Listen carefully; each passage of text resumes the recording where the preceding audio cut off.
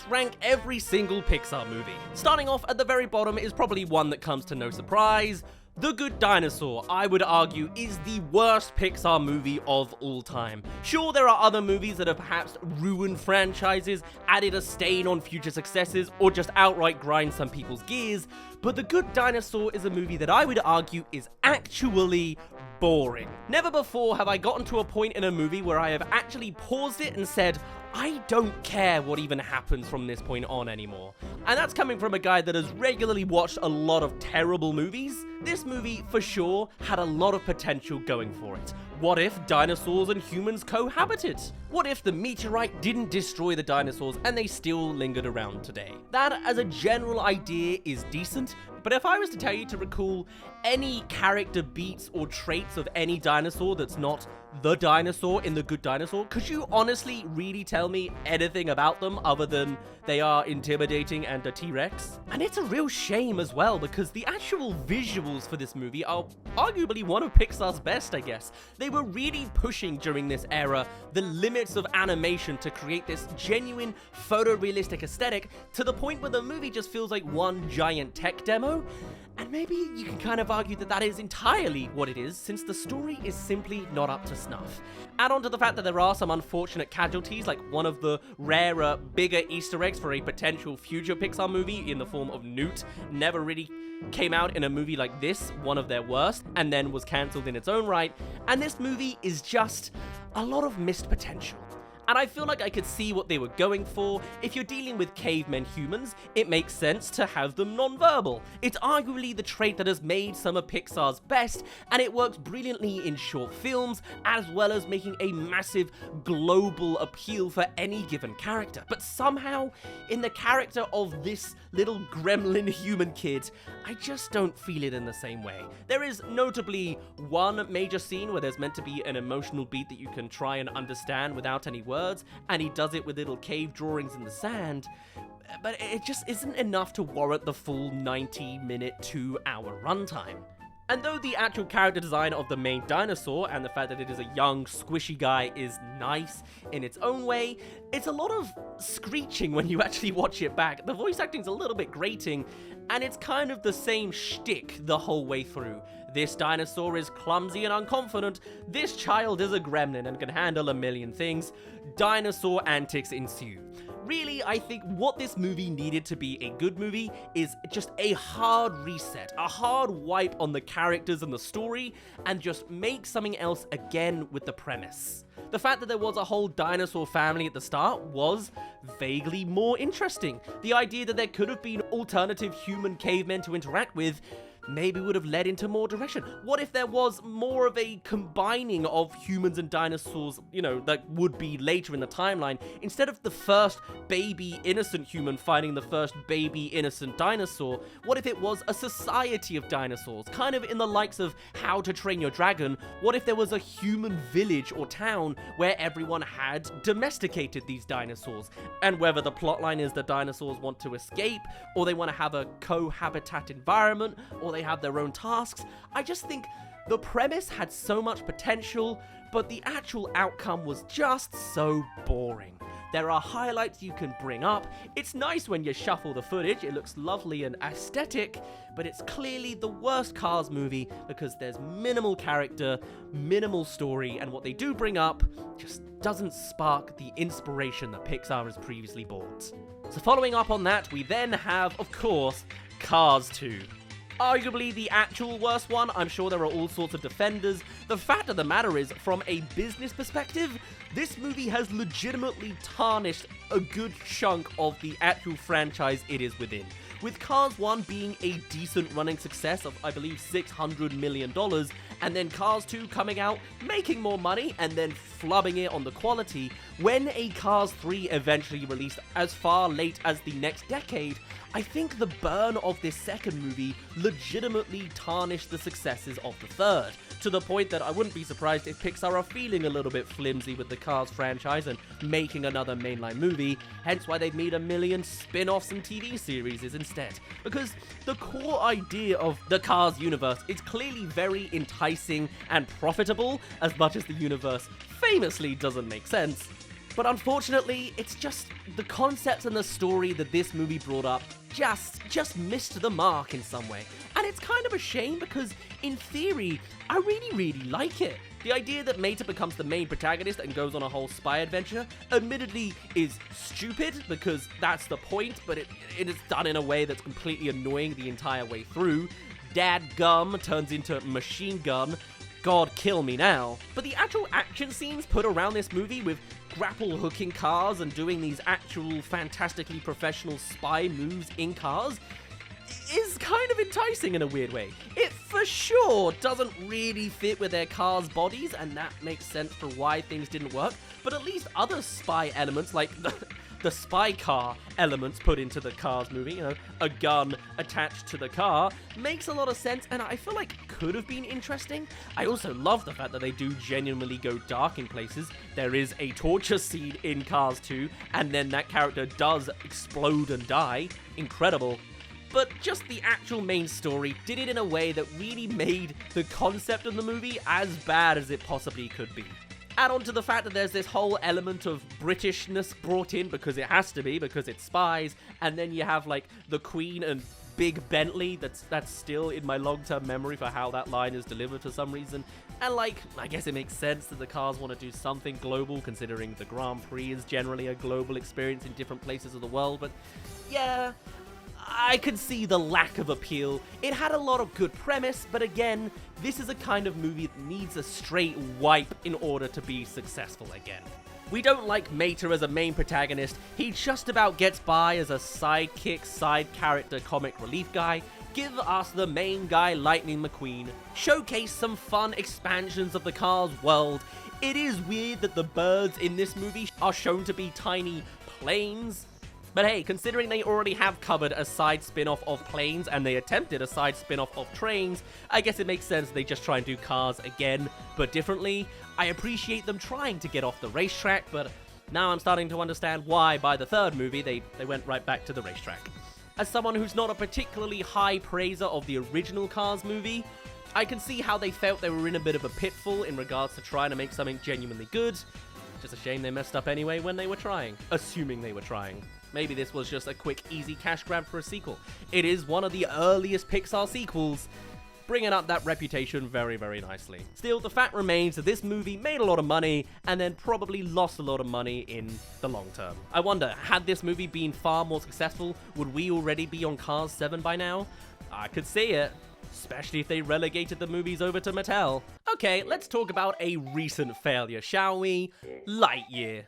Whilst not exactly as boring as The Good Dinosaur, Lightyear is very much a movie that is surprisingly more boring than it needed to be, you know? The actual premise, and this is going to be a running theme for these early movie rankings, the actual premise behind Lightyear sounds really good. The idea that this is the movie that Andy experienced in order to witness Lightyear that then became the toy, in its own, a really cool way to expand a sense of the universe of Toy Story. I get how that's kind of hard to grasp and maybe a little bit tricky on the marketing front, but hey, that's a marketing problem. Pixar famously has great marketing these days. And actually, even the idea of recasting Lightyear into a Chris Evans role, I don't entirely hate. The visuals of this movie, being a 2020s Pixar movie, also looks pretty great. It's nice to see an iconic character revamped in a whole new lens that I would assume came with a whole quota of creative flares to make it more interesting. The downside is in trying to go so original, they ended up going quite cliche and dull in their own kind of ways from multiple different lenses, and it's really frustrating the way they didn't utilize this premise. Take on even just the very Andy fact on, okay? Andy is meant to have witnessed this movie sometime around, 1995, 1994, and is then inspired to buy the toys line that came out with it. Imagine if Lightyear actually came not just with this vaguely cartoony but photorealistic aesthetic and went and dived way back into a VHS-style 90s movie. Imagine it had that kind of vaporwave-esque glitchy VHS effect where it looks like a movie extracted from the 90s, just revamped in this crystal clear animation prowess nowadays. I like to think that Pixar as a studio would have the balls to do something so dynamically different from their art style, but simply couldn't when chained to the Disney corporate machine. But even just that opens up the idea of Lightyear looking so much more interesting than the admittedly more boring aesthetic that it came for now. And that's just talking about the visuals for this movie. Let's get into the actual story. There are some obvious pitfalls that Pixar didn't want to fall into when it came to the Lightyear movie, and honestly, I just think all the choices they made were wrong.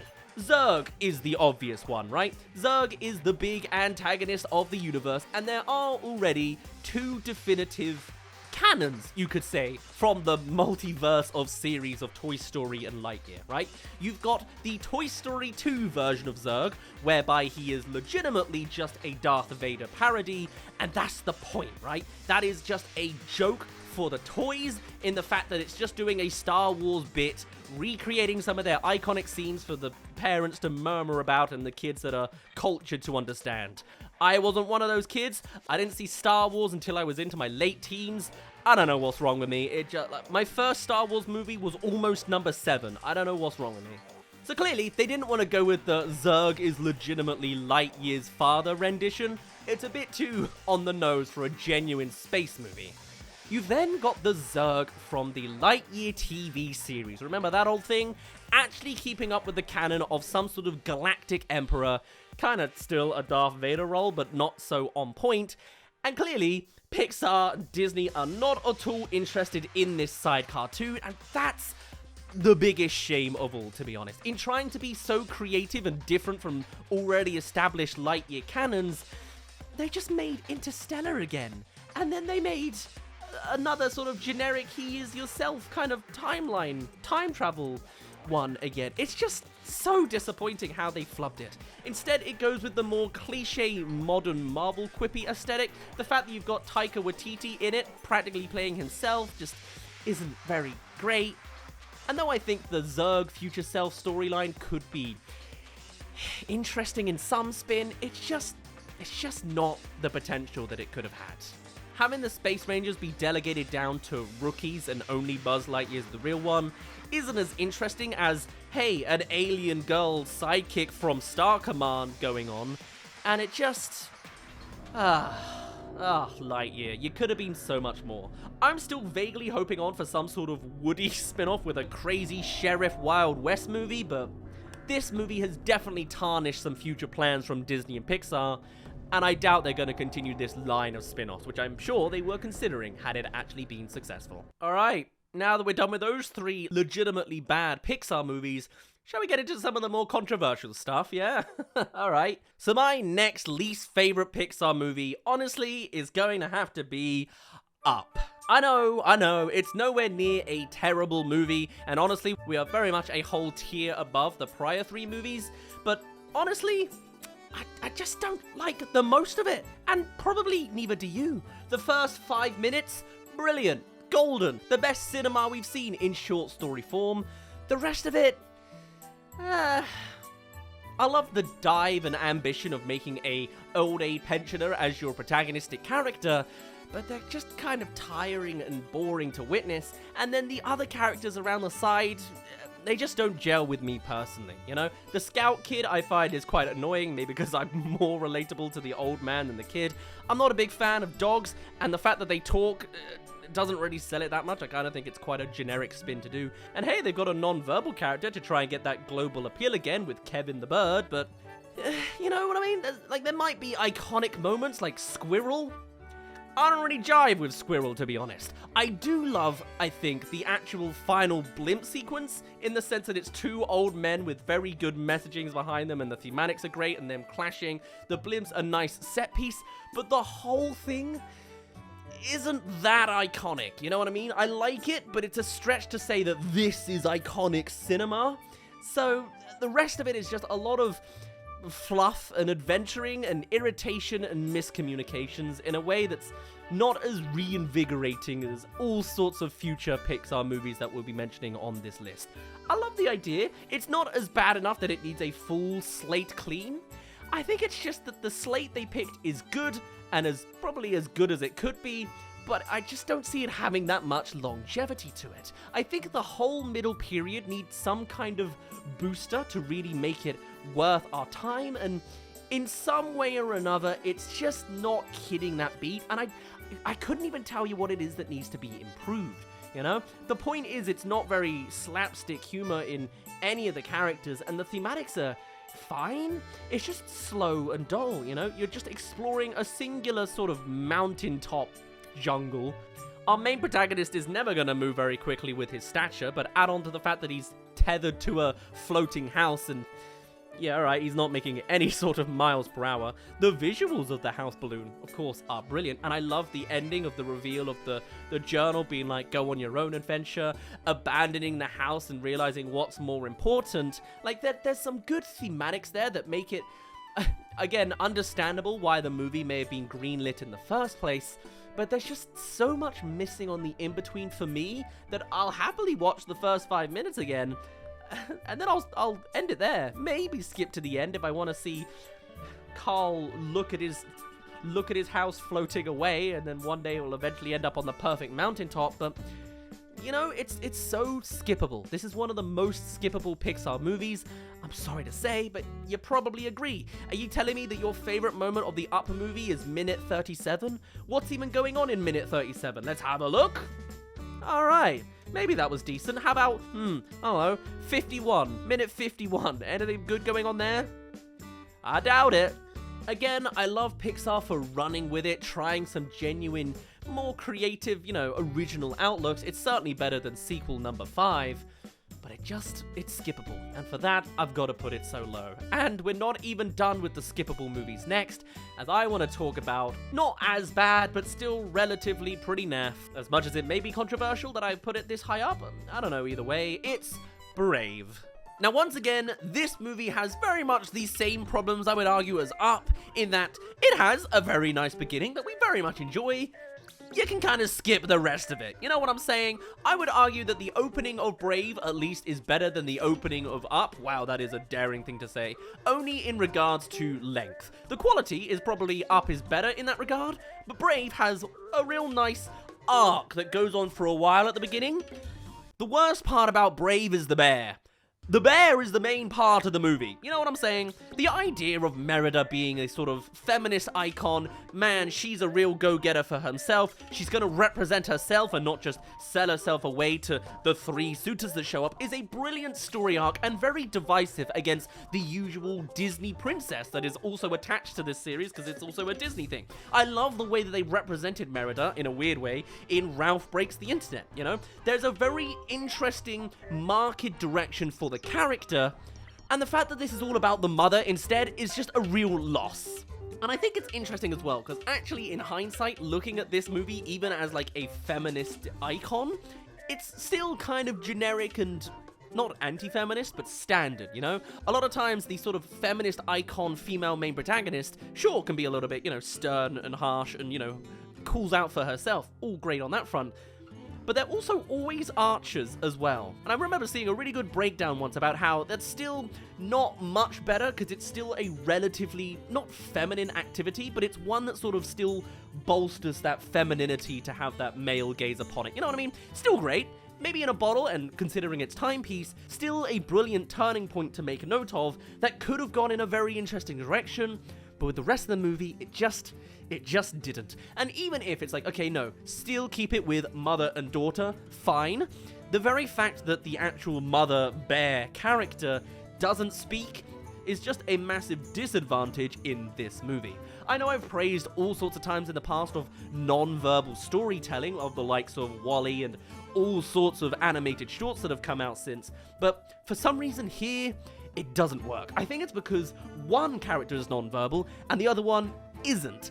And I just don't think the dynamic works as well as it could have done. We have a far better bear duo dynamic movie from Brother Bear, and Brave could never surpass it. Now, I actually wouldn't mind Brave as an IP, maybe if it did some spin-off content. I know in the past I've talked about Merida going off on her own solo adventure, trying to find her own thing, or discovering princesses of other lands to I don't know, to tell the good word, whatever. The idea of emphasizing on Merida as a character herself, and the archery, and her skills and abilities, that's the thing that really entices me for a potential Brave movie.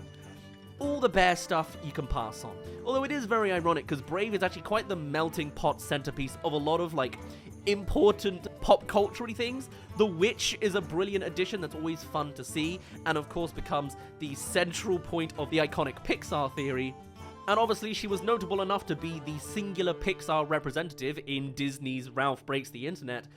But everything else in the context around them, it's not that great. That being said, I still wouldn't say this is a bad Pixar movie. Of course, it breached all sorts of boundaries in the animation world, as a lot of the emphasis on this movie was trying to animate her crazy hair, and like, in that regard, it is super successful. The actual visuals of this movie are fantastic. I'm very in love with the visuals of the Scottish Highlands, and again, that's kind of why I would like to see more of the world in a completely different spin. The lore of the big bad villain being a super evil guy who then became a bear is like, alright. I think maybe the execution could have been done a little bit better, and even with like side things like the Brave side short story, it being presented in like this sort of 2D aesthetic was nice visually, but didn't hook in any of the same way like all of the other similarly attached short stories that are attached to every Pixar movie is in comparison. You know what I'm saying? I realize I've been kind of rambling that point out a little bit, but Brave, great movie compared to Up, which is more skippable, and obviously Cars and Lightyear, but you're really only there for the first 15, 20 minutes. Then it starts to all fall downhill after that point. Maybe the only reason it's better than Up is it's a little bit slower paced on getting to the point. Regardless, great potential, not my thing, and it's not really made an impact in a way like all the other future Pixar movies we mentioned probably will. But in keeping up with the trend of bothering as many people as we can, I'm next gonna talk about Soul. I'm aware that this is a controversial take, but that's why I'm making this video. It's probably different from everybody else's list. Soul was the first Pixar movie I really honed in on paying attention for in regards to content. And with it being my very first essential one on the spotlight in that way, as well as the fact that it would only be the very beginning of the terrible era of straight-to-streaming movies, essentially. This is like right on the precipice of 2020 this movie came out. My expectations were of course way too high for this movie, and even now, looking back on it with a more retrospective lens, it just doesn't have that hit in the way I hear other people felt about it, and in comparison to all of its other movies. Once again, of course, with it being Pixar, the animation's absolutely brilliant. With like 15 years on top of Brave, the visuals are all the more better, the photorealism is even more photorealistic before, and it does go into like the ghost world, which has some interesting translucent effects, but even there, I'm really not a fan of the character designs. Just the general Pixar blob, I was well tired at the start of talking about this movie, and like, it just, didn't really sell me in a lot of ways. Then it turns out the actual plotline of the movie is it's a body swap story, and it's like, okay, that's a little bit cliched, but I guess we're going through it. It's a big old premise, right? Again, in its own way, very brave of Pixar to be, not Brave the movie, brave in courage, to tell a story about death and existential crises. That's really daring, and I really commemorate Pixar for trying that. But again, I really didn't like the overall story. It really was just, they bumble around for the whole 2 hours, and the protagonist realizes to focus on the small moments. And that is it. I still stand by the fact that that is just the one and only philosophical existential crisis point anybody has ever made ever, you know? What's the purpose of life? Enjoy the little things. Okay, I guess maybe, as someone who wants to really highly regard Pixar as a studio for making really sort of subversive, extra-layered, mature messaging of the likes of Monsters University, which we will definitely be getting to later. You probably know my opinions on Monsters University and their messaging on disability and all the rest of it. To see Soul just boil down into pretty damn basic really just did not sell it for me. And then even going beyond the protagonist having epiphany number 1 and character number 2 being generic, annoying blob character, even the villain of this movie, man, is just so unenticing. And it makes sense that they built her that way. She is characterized as just doing her job, and she has some nice animations in the 2D elements blending with 3D, which is in other forms something I would really, really praise, but it's just unenticing the whole time. Add on a soundtrack that's half absolutely brilliant with the jazz and half just bleeps and bloops vaguely put in as if I've just entered a Splatoon world for the first time and all I can hear is bubbles popping during a climactic moment when being chased by a demonic, shadowy, after post-pre-life entity. Like, that sounds really cool when you say that out loud, but the soundtrack against it just didn't really match, you know? I loved the idea that some people would get lost into this extra plane of existence when they're really focused in the thing, but then to it to turn into, hey, there's a hippie on the street spinning a sign and he's just naturally one with the plane of existence and can get a boat ride to get you going everywhere. Like, it falls in on itself on the entire concept, and I feel like I would have preferred if it focused maybe more on the music. I don't know, I just wish it had more to it. I wish there was one more layer deep. Not physically in I want there to be literal hell and afterlife or anything like that. I just want, I don't know, a better message and a better execution. If the whole world was far more rhythmically in tuned in a way that's really, really clear, like when the guy's falling through the void when he first jumps off the conveyor belt, and there's all these musical strings flinging at him. Imagine if each of those made a dynamic sound, and you could see those like rifting through all of the world, as if to say, it's always been there, but if you're in the real world living, you don't notice it. The world hums, the world sings, you are part of the world, you have always been here, you will go and live, you will always be there afterwards in some other, you know, ethereal form. Even just that I pulled out of my ass sounds more layered. So it's something more than what we got, which I would argue is just philosophy lesson number one, and I'm really disappointed by that. But then moving on to that, we have the very next movie. Man, I was apparently in a bad mood at this era of Pixar. Hello there, thank you for making it to the quarter-way mark. I'm gonna have to put it here for how long this actual video is. If you are interested in more rankings of animated movies, then do come along and subscribe. I'm looking into making longer form content, and this is certainly one I can do in all sorts of spins. Let us know your suggestions for other things you'd like us to do, but otherwise, let's get back to our ranking of every Pixar movie. And boy, do I have some strange takes coming up if you haven't already heard them. Is it just because I started making content? Maybe there's something to say about me then. It's Onward. This, again, is another movie that I would argue is kind of skippable. You know what I'm saying? In this, I think there's less and less to skip the more you go into it. I think a lot of these movies are quite skippable in the early days, to be honest. But Onward specifically, I was interested by the universe. Oh, Pixar doing a magic fantasy world. That's cool. They're gonna come up with so many creative things. They make a manticore, you know what I mean? Like a manticore manager living a modern life. And I think in trying to be subversive and different, it again became watered down and easy. I love the general theme that our main protagonist, Tom Holland, doesn't need a father because they have a father figure in their older brother. That's genuinely quite a nice message. I don't think the delivery of that and the execution was all that great. It was quite a cliched, hey, I've done my list. Wow, I would have never noticed if I hadn't been mentioning my list the whole way through the beginning of this movie and then methodically actually doing each one later through the pathway that's easy to predict. But what puts Onward way far above all these prior movies is I really, really love the ending of this movie. The surprise twist, the sudden layer of depth that Pixar chucks in. You know, the moment of, oh, we're going to do something different. We're going subversive. We're doing something you're not going to expect right now. The moment for Onward is that our Tom Holland never actually gets to speak to his dad in full form because he doesn't need to. It's not about his adventure finding his dad, it's about his older brother finally meeting his dad again to reunite with the one that actually has the conscious memories and verbal past to talk about, you know? And that's brilliant. The fact that you don't see the dad and what he says specifically, it's all shot from a distance, is such a great core emotional moment that it makes me want to skip the 90% of the rest of the movie. The opening, like, wow, the mum does aerobics in the morning. That's so mum, you know, like, I don't like that. I don't like the manticore manager. There's a police unicorn centaur, I believe. You know, there are extracts of interesting in there.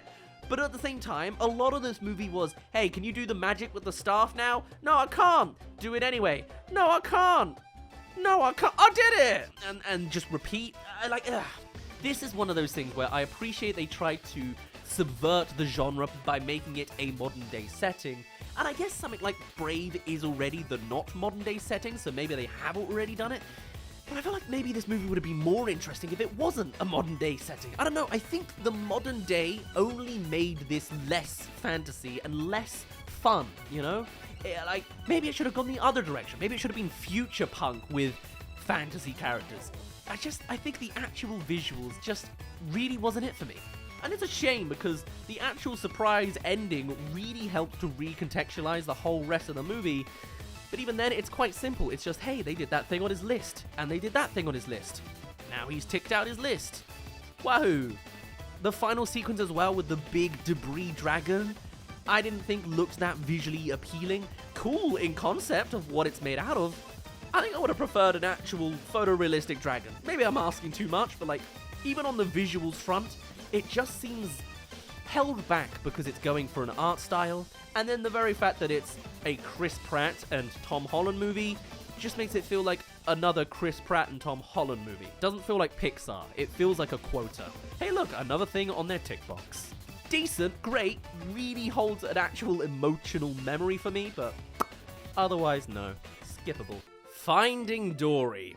Well, this entire movie is skippable, really, isn't it? To be honest, I remember watching this movie once. It wasn't when it came out, and I have already relatively lost all the details. It is basically Dory goes on an adventure, and to be honest, I do really like the thematic messaging that it's not physically finding Nemo, it's mentally finding Dory as an identity and a character. That's cool. It's probably the entire reason this movie was greenlit. I think it's interesting because I think it's emblematic of an open, diverse world that has potential to go in new directions. But if you don't have that narrative core to really run things in a perfect execution, something just gets lost along the way. And I can't even tell you exactly what it is. This is a real enigma of a movie, I would say, because it clearly hasn't run out of steam in the world, you know? In Finding Dory, we meet all sorts of other, Australian aquatic creatures. They don't have to necessarily be Australian. There's an octopus. That's not Australian. Whatever. Skip the Australian line. We get whales. We get seals. There you go. I remember the third one. And, it's clear that there was all sorts of other aquatic animals to experience. All sorts of endless scenes to showcase all the different diverse species in this world. You've then also got an adventure that makes logistical sense in a sequel. Dory doesn't know her parents. We know this. She has short-term memory loss. It's established from the first movie. It only makes sense to have a Dory adventure next. And so she does. And she meets those animals. And she does some stuff. And none of it impacts. And it's so strange. Because the writing is standard. It's fine, you know? I wouldn't necessarily say this movie is bad. It's just so watered. And in a way that's really enticing. A real case study of a movie. Because in theory, it should really have everything going for it. It has all the things we would want in a Finding Nemo sequel. But the very fact that it doesn't really have Finding Nemo, it doesn't have that duo experience of character and side character to bounce off of. It doesn't have thematics of father and son conflict and anxiety. It doesn't have that messaging of parenting and familial relationships. Somehow means that the narrative is just far less impactful, and that is a catastrophic fatality for the whole rest of this movie. I know there's a sequence where, I was going to call her Finding Dory then, there's a sequence where, Finding Dory, essentially lets everyone in the aquarium escape while inside of a van that's moving, and that's a really great action sequence that really works with the watery worlds that they all live and breathe in. But it's just not memorable. It's missing all of the core Pixar magic, which is incredible to see because everything should have gone right for this movie. And yet, I can barely remember it for you. My best memory of the Finding Dory movie is the fact that we made a cancelled Finding Nemo sequel video in which we used footage of Finding Dory to help stitch together the visuals of this theoretical unfinished product. So I actually remember the false story better than I remember the actual legitimate official sequel story. It's fascinating because I actually don't necessarily know where to put Finding Dory on this list. It could be as low down as Cars 2 because the whole thing is skippable. It is so bad, it is so unmemorable, it is so un-Pixar magic-y that it could be in the top 5 worst Pixar movies. At the same time, it's doing so much seemingly right. On paper, the actual concept of this movie is far better than the likes of Brave, in which I don't like the bear, Soul, in which I don't like the message, Onward, where I don't like the execution. I don't know necessarily where to put Finding Dory, so I'm going to put it as far up as here, because you know what, that sounds controversial, it'll get the clicks going on the comments, and boy oh boy, I know people overhate Finding Dory, and will be furious that I put this above Soul and Onwards. Sure, I'm already recording it in this order anyway, so there we are. I'm sorry. Technically, it has the same logic as Up and Brave in that it has skippable parts, except this time the whole thing is skippable, but I feel like it had potential, even in just the visual imagery. It just needed a different narrative core. Maybe the parents needed to be more fun. Maybe each animal needed to be more iconic. Honestly, we peaked at the seagulls. Moving on up, we have Turning Red. This one is probably not a surprise. This is one of the most hated Pixar movies, or maybe that's just a Twitter thing. I don't think it's that great of a movie as well, but I'd argue this is more leading into mid-esque territory. I don't think it's as bad as the internet wants to say this movie is. It's more so a matter of it's just not impactful or as iconically classical as, of course, classic Pixar. I like some of the aspects of this movie. The idea that it is a coming-of-age story, pretty brilliant. The idea of turning into a red panda, sure, I'm fine. Representation in Canada, brilliant. I'm not Canadian, but still, I like to see it. And I really love, again, that kind of third act, subversive, here goes the extra layer aspect of Pixar, where we see this multi-ethereal, it's another ethereal plane, actually, now I think about it, ethereal plane of this Chinese generational red panda spiritual, I don't know what you call it, jungle, sure, we'll just go with that, sure. I think there's a lot of potential there that's meant to be the thing. Again, I feel like there are scenes that get written at Pixar that greenlights the whole rest of the movie. This one is the one that would have done that there. And again, it's a lovely story between a mother and their child, much like Finding Nemo or Brave as well, but somehow they just haven't mastered the mother-daughter relationships. Interesting. And I don't know exactly what it is that tarnishes this movie. No, it is not the mention of periods and pads.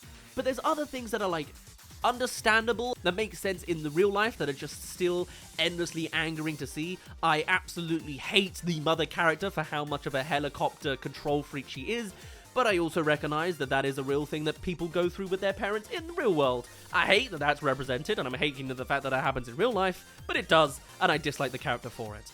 Whilst at the same time, I absolutely adore the father character. It's just life. Funny how that happened. But then other choices I think are very interesting.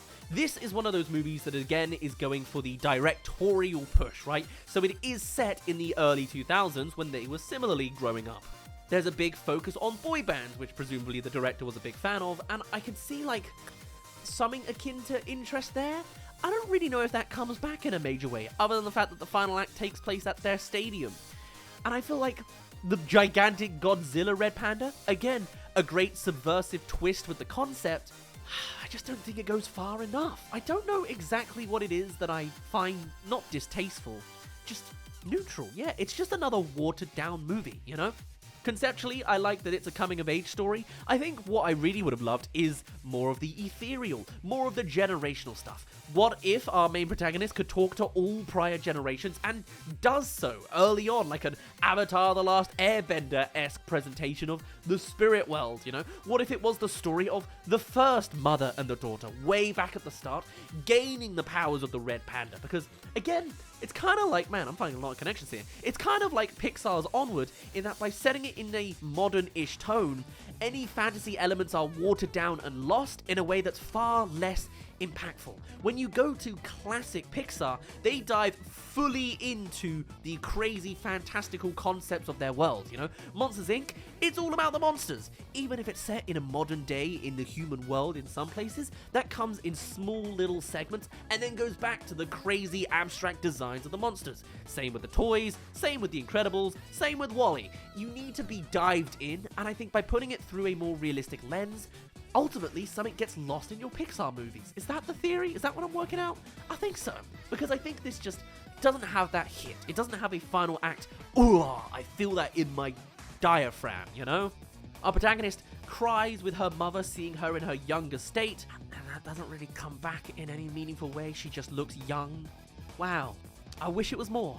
And I don't know exactly how or why, but that's not necessarily what I'm here to do. I'm just here to rank. And boy, does this tier list reek. Hey. Next up, we have Luca. Boy, I just hate directors, and I hate their stories. Apparently, that's the message I'm trying to say. I think this is getting to the point where we're very much in the mid-territory, the watered-down territory, because Pixar as an animation studio is absolutely goated, you know? It's hard to argue Luca is better than the original Monsters, Inc., because it's going against the original Monsters, Inc. This, again, is a kind of the same issue I'm seeing with Turning Red, but done better.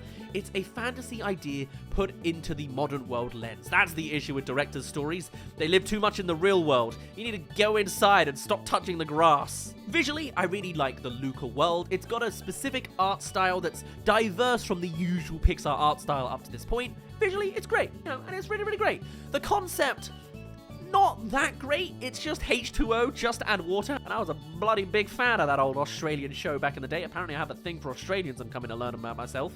And the general story that they're secretly fish people trying to incorporate in the human world. Yeah, alright. There's a cycling race. Yeah, alright. It's a nice story, and I think from any other animation studio, standard, great, successful, wahoo. Actually, this wasn't successful. This was, I think, straight to streaming, and because of that, it kind of fell flat. It was during, of course, the streaming era of Pixar, getting no respect from their parent company, Disney. And I think, yeah, this is just a fine movie. It's not a Pixar classic by any means, and I am always going to defend the likes of directors' stories, as much as I'm ranking them quite lowly now, because actually having directors express themselves is so much more important than absolute maximum profits. But at the same time, yeah, it's just a movie. Having Pixar stepping away from their photorealistic aesthetic and going for the more stylized is very, very nice.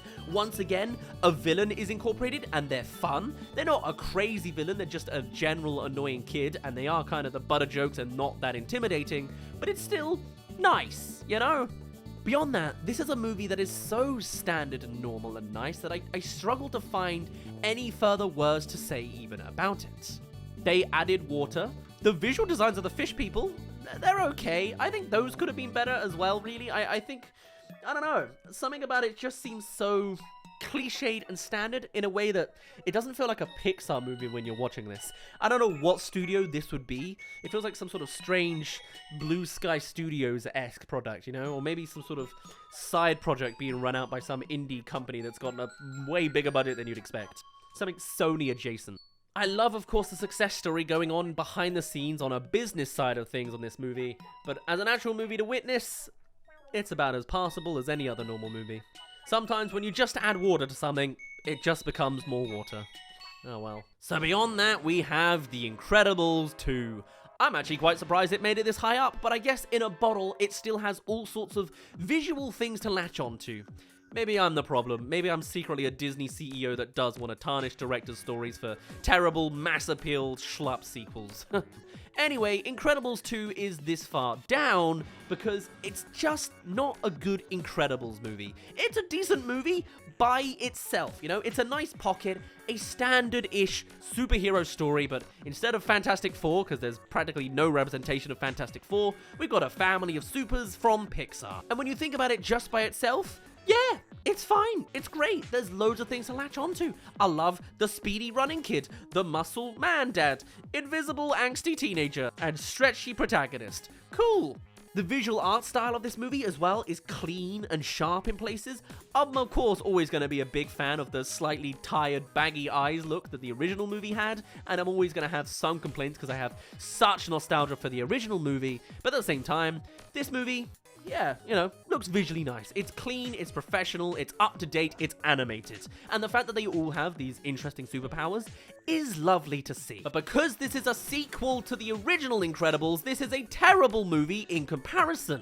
With all of the thematics and the nuance and the intelligence of the original movie stripped away, this is just a generic superhero story, and one that I'd argue adds a real stain to the world, because even the new things they've incorporated, the new supers, are so Fortnite coded. You know what I mean? They visually do not fit the world at all. I kind of feel like Mr. Incredible is meant to be the most superhero looking person in the universe. He's just a super muscular guy, and it's like, wow, it's a miracle he managed to hide himself into society when supers were banned. Now we've got like gigantic brick built people. How the hell do they incorporate into the world without people realizing they're supers? It's too far off the other end, to be honest. And like, even though the powers are interesting, portals and lava vomit, no, they're not good either now that I think about it. Leave it be, please. The fact that all past supers in the original movie were the likes of Gazer Beam, clearly a Cyclops parody, I kind of would have preferred more general superhero parodies.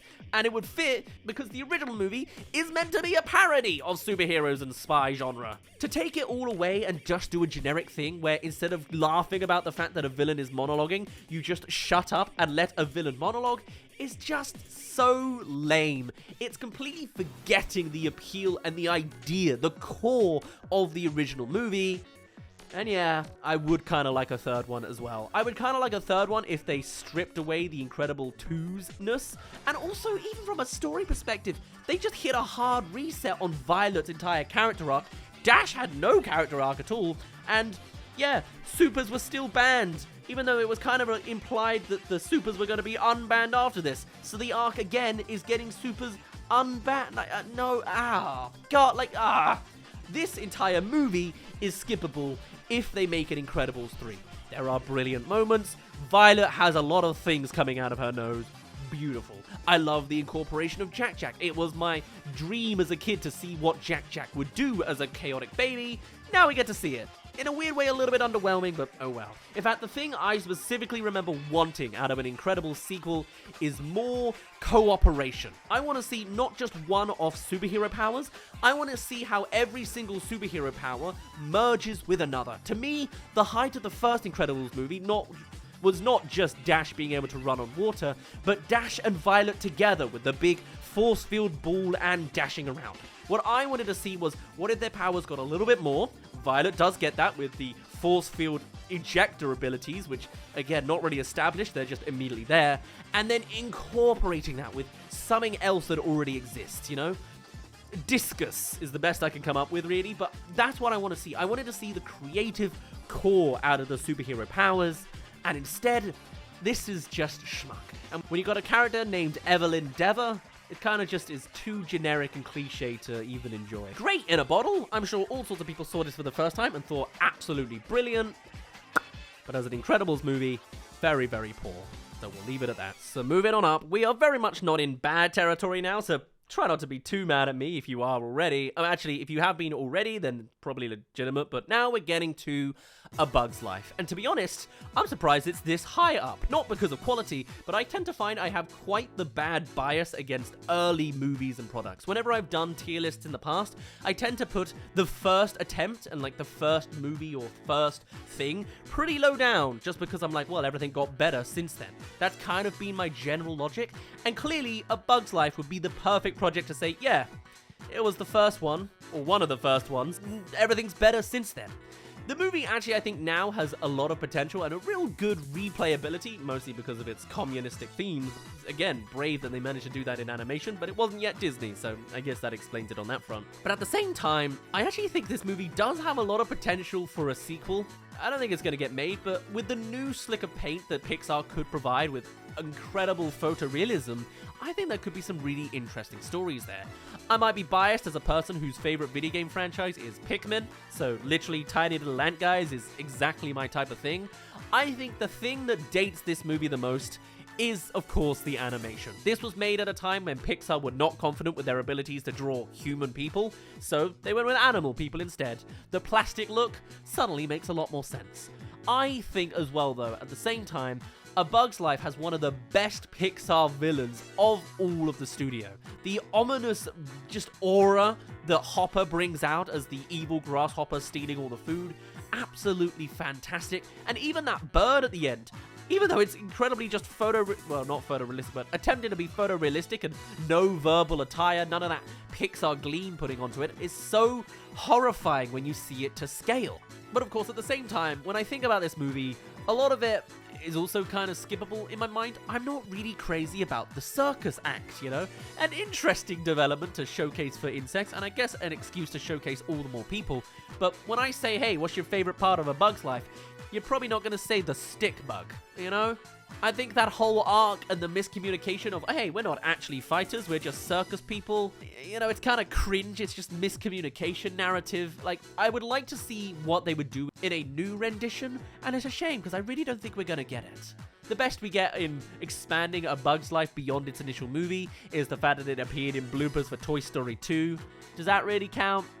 I don't really think so, but interesting nonetheless. A Bug's Life is one of those foundational movies that clearly was a defining time in Pixar's life. I'm glad they had it between Toy Story 1 and Toy Story 2 to sort of see if they could branch out, and they absolutely could, but everything pretty much since then by Pixar has surpassed it in animation quality, in narrative gumption, and overall, they're always just improving as a studio, probably, and the fact that it's this far down is a bit of a travesty, but also maybe a little bit natural, since one of your early takes are gonna have some glowing, growing pains, and thus it only goes to showcase how far Pixar as a studio has come if Bug's Life is all the way down here. That being said, the very next one we want to talk about is one of Pixar's more iconic things from like a whole 10 years later. Still pretty low though, Cars. Now, I don't know if this is that much of a hot take. I can't tell either way. I don't really like Cars that much as a movie. I fully understand it is far beyond just a pop cultural footnote, and there are of course all sorts of adoring fans for the Cars universe. Just look at how many merch sales they've made. But as a movie itself, I just was not really hooked. When I first saw it in cinemas back in 2006, admittedly, I did have a bunch of teenagers right behind me playing around with popcorn and shouting and talking the whole way through, so I naturally just didn't enjoy the movie. But also, I don't know, it really didn't stick with me. And maybe it's the fact that it's another sports movie, it's just racing. He races, gets stuck in a rural town, he races again with the newfound skills. And maybe I just don't like rural America, I don't know, it just never jived with me in the same way. And most of my passion comes from those passionate rants of trying to work out how the Cars universe works. Who knows where their intestines are? I don't know, probably the boot, but none of us will ever know for definite. The ability that Pixar had in actually being able to showcase cars animating with minimal kind of like body morphing to make it work is admittedly quite incredible, but I also find this movie to be relatively unexpressionate in a way that maybe that's why I don't like it. It's not that mad. It's a lot of roads, you know, a lot of big open empty spaces, and I know I certainly didn't jive with Mater as a character as a kid, and I still don't really now, but I can appreciate his role in narratives as a whole.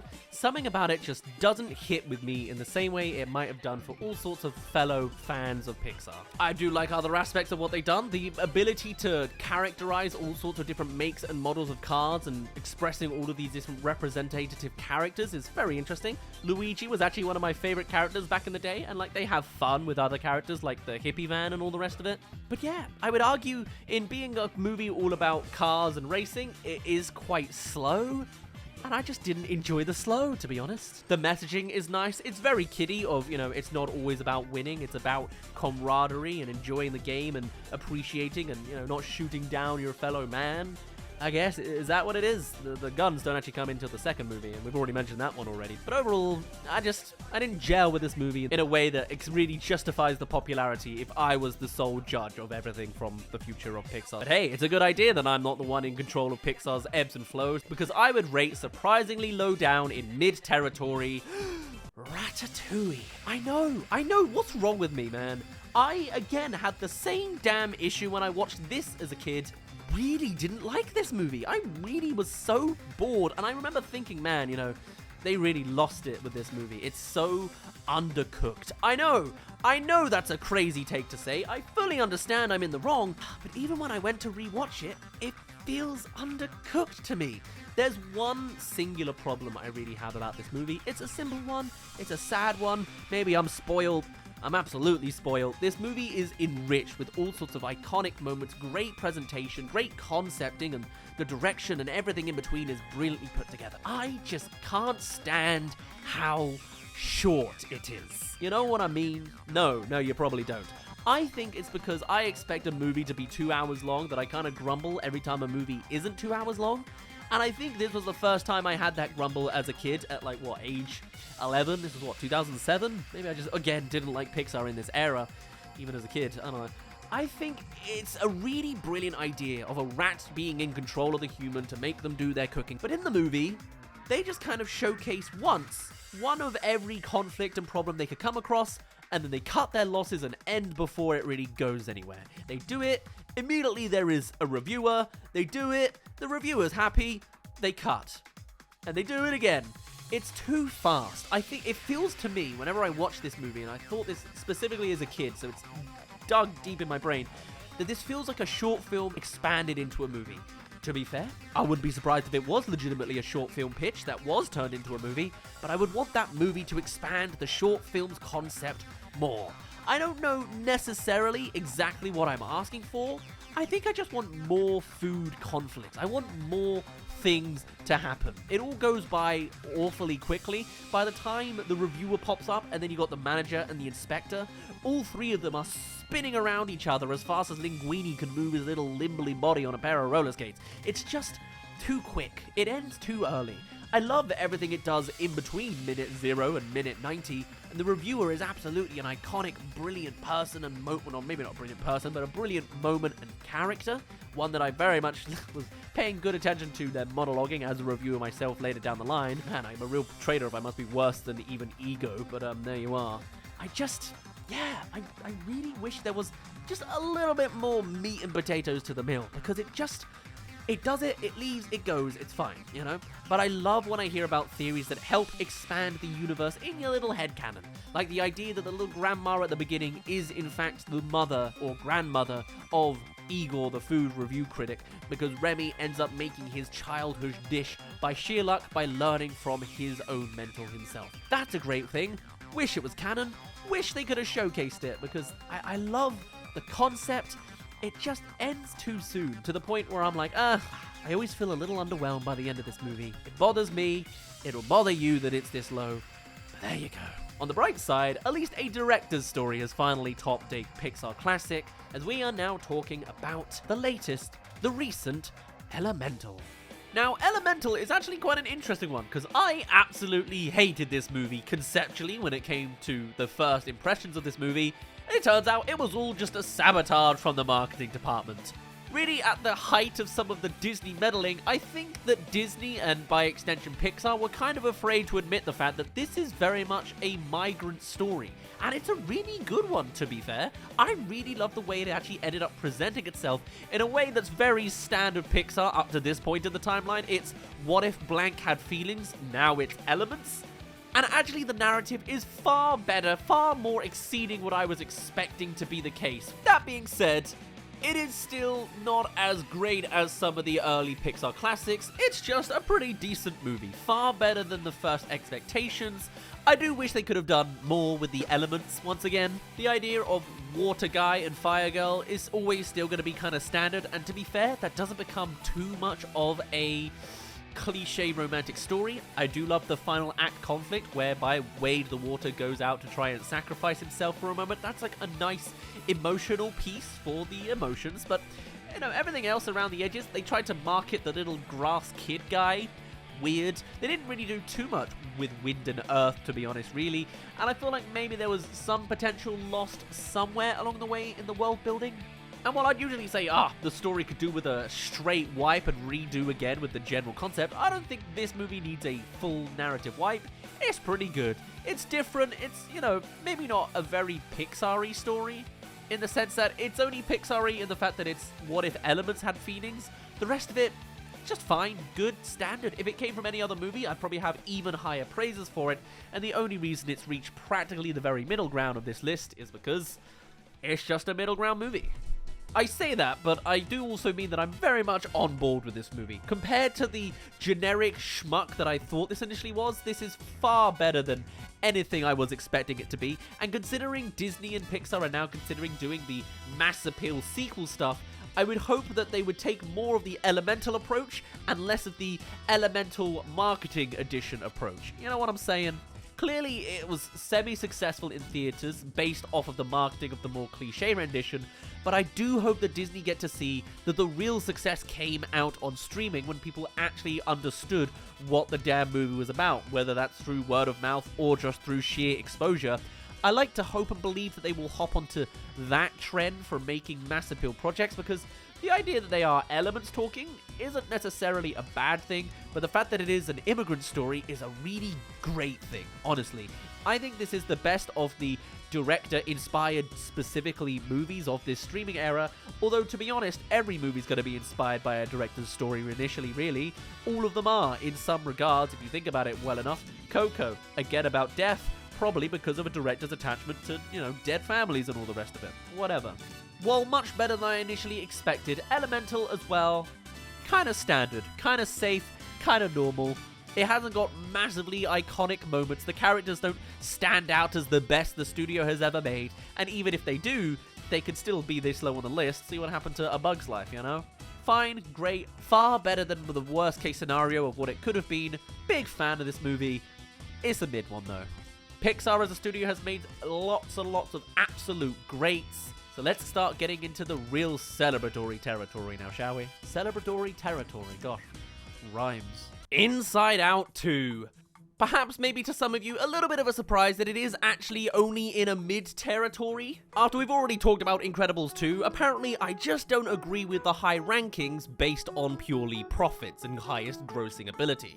Now, to be fair, Inside Out 2 very recently surpassed even the financial successes of Frozen 2, which is far beyond what I was expecting, to be honest. I thought it was going to get third highest grossing animated movie of all time, not second, and even then the first one is the live-action Lion King remake, so it doesn't really count.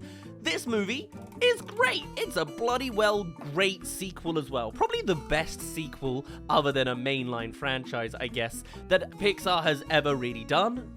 But the reason I bring it only to a sort of mid-category is because it's not a trailblazer by any means. The actual concept of Inside Out is brilliant, and it can expand into all sorts of new territory with all sorts of ways they reinvent how certain concepts are represented.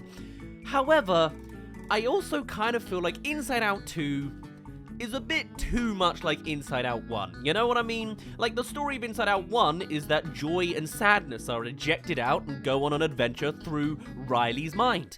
Inside Out 2, the same thing happens again, except also there's disgust and fear and anger. It's all of them going out to explore the mind, and a lot of the beats feel very samey. I like some of the expansions they do bring, and when you list them all together, there is actually a good bit of expansive territory they cover, but it just doesn't feel like it. It doesn't feel as refreshing or unique or that crazy as maybe the first movie did.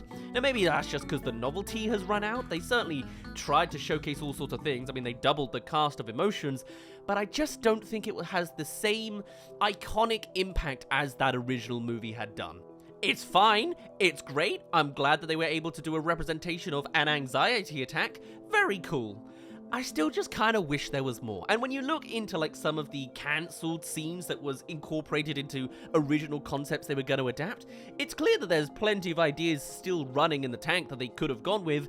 Just a lot ended up on the cutting room floor. There was a whole boat of like the, not spiritual creatures, but other characters on a whole boat called the SS Brain Fart. There was shame as an emotion that was going to be invented. However, they ended up being a little bit too, even if they made them an antagonist, they were just too depressing, too anti-Riley. And there's clearly a lot of expansions they could have done more with the world, which I'm sure they're going to expand into an Inside Out 3, considering how successful Inside Out 2 has been.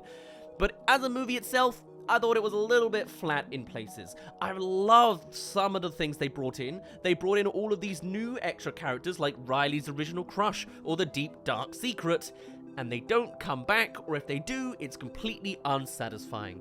I think this sequel was playing it safe, it was playing it easy, and in doing so, I think it's not as good a movie as it could have been, not quite reaching into Pixar classic territory, if you ask me. It's a shame to say, because I'm actually very on board with the franchise as a whole, and like, as much as Pixar is now definitely going to be making sequels out of every IP they possibly own, and that's a bad thing, doing so with the likes of Inside Out at least makes it the most creative, original opportunity, you know? I'm glad that this movie has surpassed Frozen 2, for example, because like, with the likes of even same with like Despicable Me, right? Despicable Me is such a cash cow when it comes to refranchising it and making it over-expansive. At least with Inside Out, it has a real great core message. It's sort of more mature storytelling and themes that Pixar does brilliantly to show to kids that I'd say, hey, yeah, this is a movie that's good for kids to see, you know? There's a lot of kids movies, and there's a lot of great movies for kids, and Inside Out absolutely falls into that territory. No matter how many sequels they make,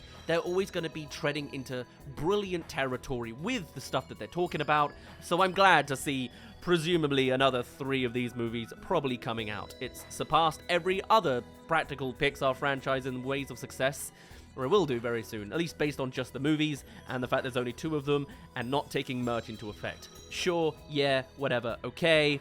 Inside Out 2, great as a franchise, great as a series. We'll gush all the more about Inside Out 1 in a little bit, but I'll keep it in this sort of mid-tier. I mean, it's not bad at all at this point. We've got Ratatouille and Elemental around us, you know? It's good movies going on right now. But regardless, it had some big shoes to fill, and so it didn't ever, never could have really done it that perfectly.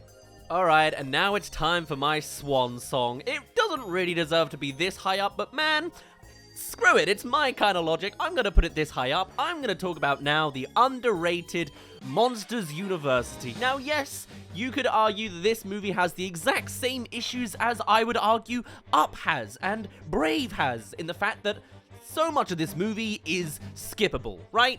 Really, when I think about Monsters University, all I'm really thinking about is the final act. The actual university part of Monsters University, I think is fine. I think the difference is, maybe on that front at least, the university aspect, while not the brilliant part of the movie, is less skippable. It's a better rendition of a story compared to, say, the Up storyline or the Brave storyline. It is passable, it is fine, it is very, very neutral, pretty cliched, but all sorts of cameo appearances and nice references within the Monsters universe. Sure, great, fine, average, ordinary. However, what elevates this above the likes of Inside Out 2 or Elemental or Ratatouille in my cursed little mind is, of course, that final act. I would argue that this final sequence, be it the talking sadly at the lake all desaturated, or the final conflict against the real-life adult humans, is the best sequence in all of Pixar history.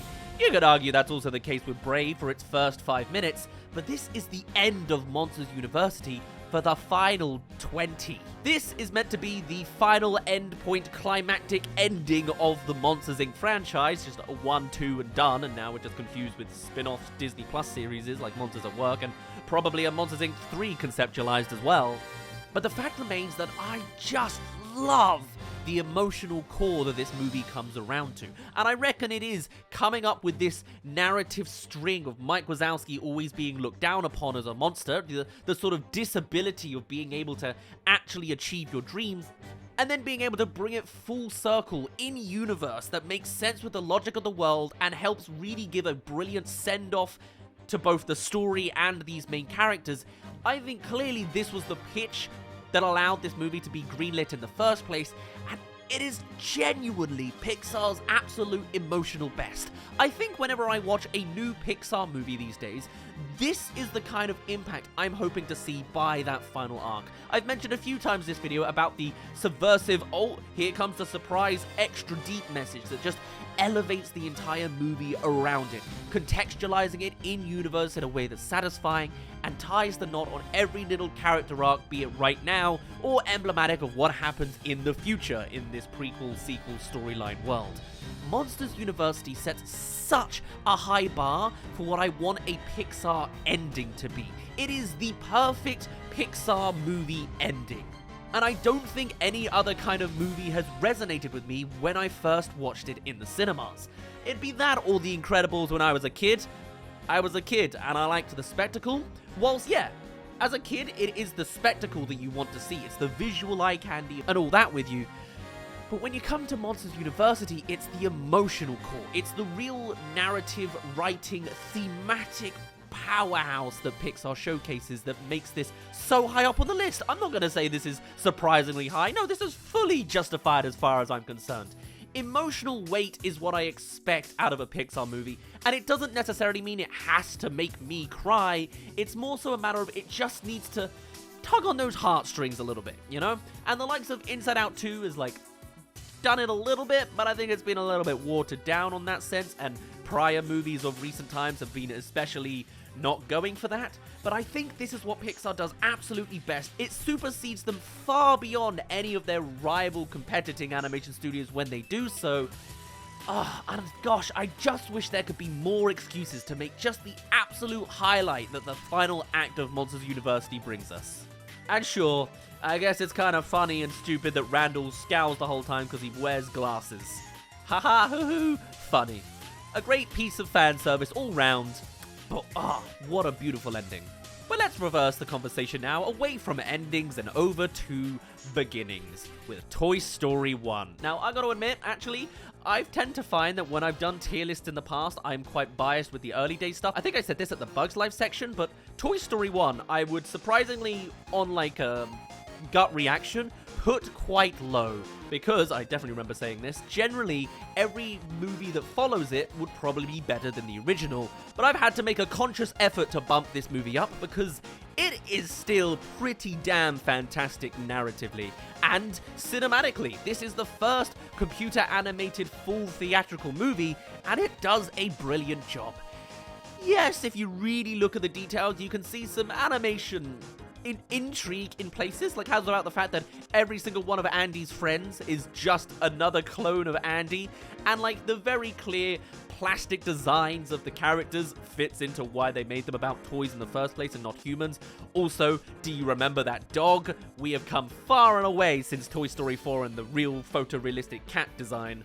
But alas, the actual movie itself is pretty damn good, and it's not so much of a cliche, you know? With it being the first ever movie like that, it could have easily done something really safe and simple, much akin to a Disney movie that has very much been existing up to this point for decades and decades and decades by the time Toy Story 1 came out. But no, by making it a genuine sort of like interesting conflict of a story of replacement theory, you know? A new guy comes in and the main guy is worried about being replaced, whilst also adding on to that childhood magic tone of what if my toys were alive. Like, it does such a brilliant job on its very first go to just inject that sort of magic into its storytelling and telling a genuine, unique story that's got a good bit of depth and nuance to it. Considering the original version of this movie was going to have Woody being a complete dick that everybody was akin to dislike, I'm so glad to see the ways they've managed to supersede it further since then, even in just this first movie, getting a much better outcome of the storyline. Sid as a villain as well, absolutely brilliant, incredibly enticing and intimidating, and I love the final sequence of flying, not falling, chasing after a moving van, a brilliant action piece. Like, all around, this has all the core pieces of just brilliant writing and climax, emotional nuance. Like, it all comes together so fantastically, all the while being another sort of form of fan service and I guess nostalgia in the earliest of days by representing all of these different toys. They didn't quite have the money to purchase Barbie straight away, but they can certainly show you Etch-a-Sketch, you know? Like, I think it's a really fantastic movie all in all, and though I usually would be one to sort of overlook it because I prefer every other movie that's come out since, it can't be denied that this movie is absolutely brilliant. We're in absolutely brilliant tier at this point anyway. I don't know exactly where the cutoff has been in these tier lists. I'm just ranking them in order, not specifically A, B, C or anything like that. But gosh, this movie, really, when you think about it, it covers so much ground that seems so simple and so foundationally Pixar, and they ticked all of the boxes off instantly. It's no surprise that it's now spun off into 5 movies and 2 theatrical spin-off movies and all sorts of shorts on the side, of which I'm pretty sure I've covered everything on this YouTube channel at this point. I should really put together a video about every Toy Story video I've made, because it is a long and extensive piece. I would not be surprised at this point. But yeah, this is the movie that set the groundwork.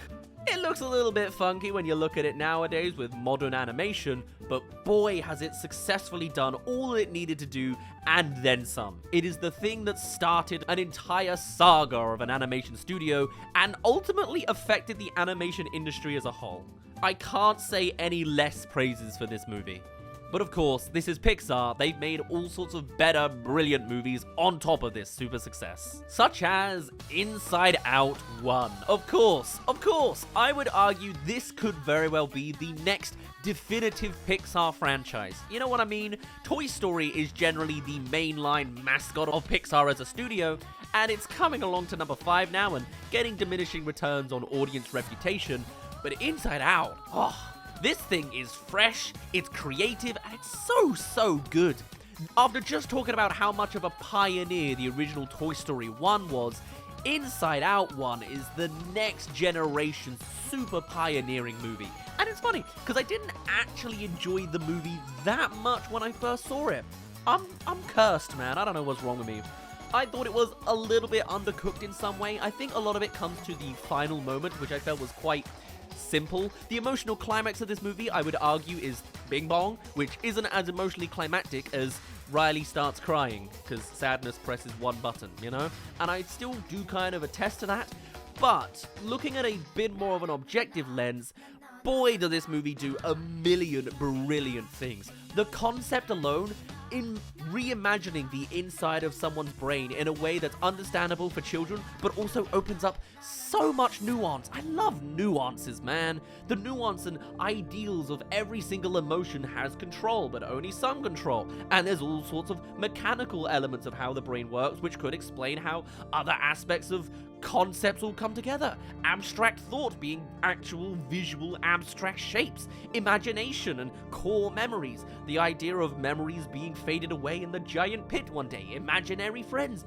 It all goes well so fantastically to be a brilliant piece of creative writing, and though the story is relatively simple, emotions go on an adventure through the brain, come to like each other and loop back, it does so many brilliant scenes on the in-betweens. There are so many iconic moments that I'm really so happy that this franchise is probably going to spell out into all the more successes. I'm glad that Inside Out 2, of all movies, is the sequel that's super popped off, because against rivals like Despicable Me 4 and Frozen 3 and 4, this is clearly the ultimate franchise above the rest of them. This is Pixar doing their absolute golden stuff. You could argue that this is a proper Pixar classic. I kind of feel like it's like a weird one step below Pixar classic in my mind, as much as I've also put Toy Story 1 down here as well. Maybe there's something wrong with me. There most certainly is. But, I don't know. I feel like it's brilliant as a concept. Like a 90 out of 100. Still bloody well brilliant for pioneering a whole new concept, showing us that Pixar still have it, but in a way that's not just the same damn meeting room around a table at some diner back in 1994. It shows that they can make new, brilliant storylines, as much as this story is already like 10 years old. Time goes way too fast these days. But it's probably one of the best of relatively recent mid-era Pixar movies that I just can't have enough praises for. As much as I might find it underwhelming, I love my emotional heights, and boy oh boy is there emotional heights in this movie. Bing Bong? Yeah, that's pretty emotional. Brilliant. I wish Inside Out 2 had more of that emotional depth, and in general, I think that is what I'm looking for in Pixar movies, emotional depth. You might see a trend coming up forwards for the next few movies, all having emotional highlands to them, but we shall see, as we now move on eloquently to a weird choice, but it's still up there, Cars 3. What? Cars is a franchise I ain't a big fan of. I've already mentioned number 1 and number 2 way down lower on the list. Cars 2 makes sense. Cars 1 maybe a bit controversially. Cars 3 is an interesting one. I think this could be, admittedly, a little bit of recency bias. I watched this movie recently. I recorded it for an unwatched series. It just hasn't come out yet. Probably sometime in September. We shall see. Megamind rules kind of got in the way of that one. However, Cars 3 is a very emblematic movie in my mind for modern Pixar and where they are as a studio, you know? Cars 1 takes place during that classic Pixar era. They were practically golden, and though they've had stumbles along the way, this was clearly their attempt to claw their way back up. What I'm looking for in a new modern movie is emotional nuance, and Cars 3 absolutely runs with that. With the off-screen death of Doc, as well as Lightning McQueen coming to the end of his career, thinking about bringing on a mentor and all the rest of it, this feels like a genuinely well done modern Pixar storytelling version of coming to the end of a franchise, saying goodbye, which is ironic coming from the Cars franchise, since I'm pretty sure that franchise is still up and running in other departments of Disney. But I think what I really like about it is it's just nice and clean. I don't think it's the best of the best that Pixar's made, that's why it's only this high up, because ultimately it's quite safe and clean. It's modern Pixar in a way that has no sort of dense or rough edges to it. It's a bit too smoothed over, and a lot of time is sort of spent on moments I wouldn't say are necessarily iconic, just sort of going with the motions, going with the beats. But for being a successful send-off to a franchise that clearly has a massive impact on the studio and the audiences themselves, yeah, this is pretty damn great. It's managed to claw the franchise back out from its reputation against Cars 2. I love that teaser trailer of Lightning McQueen flying and crashing onto the racetrack, and it's just a really interesting development of a storyline. I know in the past I've complained about doing an old age pensioner protagonist. Well, I didn't complain. I said it's daring and good for them to do it, but I didn't think it was very interesting. For them to make a story and a message that is as nuanced as retirement, you're never going to see another kids movie do that again, you know? And I really adore Pixar for treading these.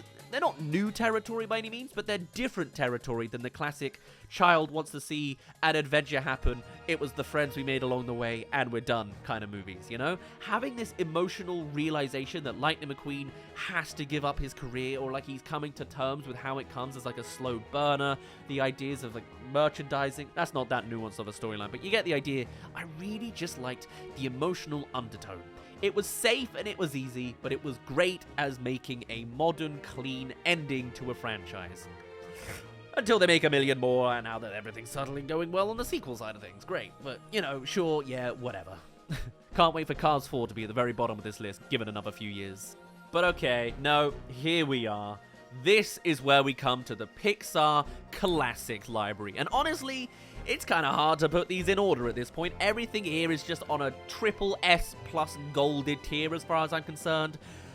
What I am going to put at the very bottom, begrudgingly so, is probably Toy Story 4. Alright then, never mind, we're not in classic territory, this is modern territory. But it is attached to the classic series, I guess, to some extent. I'm probably going to get some flack for putting Toy Story 4 above Toy Story 1, but I think I'm seeing it more from the perspective of, look how far we've come, you know?